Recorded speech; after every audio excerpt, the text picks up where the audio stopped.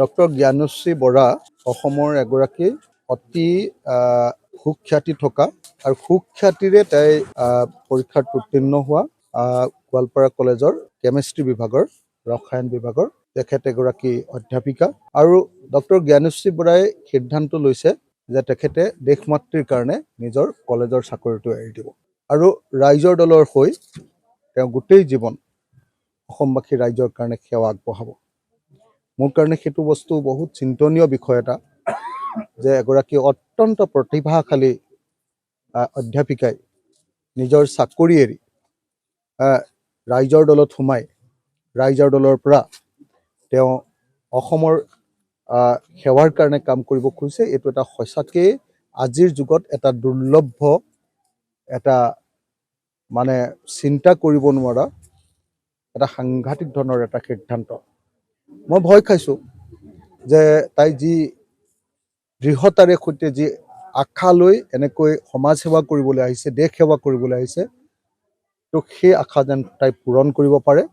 মই মোৰ ভনী জ্ঞানশ্ৰীক আমাৰ ৰাইজৰ দললৈ আদৰণি জনাইছোঁ আৰু আশা কৰিছোঁ যে তাই ভৱিষ্যতে অসমৰ ৰাজনীতিৰ এটা গুৰুত্বপূৰ্ণ ভোটাতৰা ৰূপে পৰিগণিত হ'ব আৰু অসমৰ পৰিৱৰ্তনকামী যি ৰাজনীতি, গণতান্ত্ৰিক যি ৰাজনীতি, মানুহৰ পক্ষত থকা সমাজতান্ত্ৰিক যি ৰাজনীতি, সেই ৰাজনীতিত তাই সঁচাকৈ মানুহৰ কাৰণে কাম কৰিব পাৰিব। এতিয়ালৈকে কোনো সমষ্টিৰ কথাটো এতিয়ালৈকে মোৰ লগত পতাও নাই, ময়ো পতা নাই তাইৰ লগত।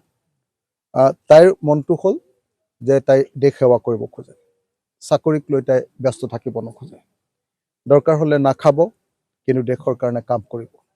এইটোৱে হ'ল বৰ্তমান সময়ত জ্ঞানশ্ৰীৰ মূল উদ্দেশ্য। গতিকে ক'ত ইলেকশ্যন খেলিব, ক'ত নেখেলিব, এইবাৰ খেলিবনে, অহাবাৰ খেলিব নে কোনোদিনেই নেখেলে, সেই সিদ্ধান্ত এতিয়ালৈকে আমি আলোচনা কৰা নাই। মই তাইক বাৰম্বাৰ কৈছিলোঁ চাকৰি এৰিব নালাগে। তাইক মই তাইৰ পিতৃগৃহলৈ পঠিয়াই দিছিলোঁ যে ঘৰত সুধিয়া, মই তাইক শহুৰৰ ঘৰলৈ পঠিয়াই দিছিলোঁ ঘৰত সুধিয়া, কিন্তু তাই সকলোৰে লগত স্পষ্টকৈ জনাই দিছে যে নাই, তাই চেলেঞ্জ ল'ব, প্ৰত্যাহ্বান ল'ব আৰু দেশৰ কাৰণে কাম কৰিবৰ কাৰণে চাকৰি এৰি দিব। আৰু সঁচাকৈ আজি ডক্টৰ জ্ঞানশ্ৰী বৰাই নিজৰ কেইবা লাখ টকীয়া দৰমহা পোৱা চাকৰি এৰি সমাজৰ ভাল কাম কৰিবৰ কাৰণে ৰাইজৰ দলত যোগদান দিবৰ কাৰণে তাই ওলাই আহিছে। মই সেইকাৰণে জ্ঞানশ্ৰীক শুভেচ্ছা জনাইছোঁ, অভিনন্দন জনাইছোঁ আৰু শুভেচ্ছা জনাইছোঁ যাতে সঁচাকৈ আমি অসমৰ ৰাইজৰ কাৰণে প্ৰকৃত অৰ্থত কাম কৰিব পাৰোঁ।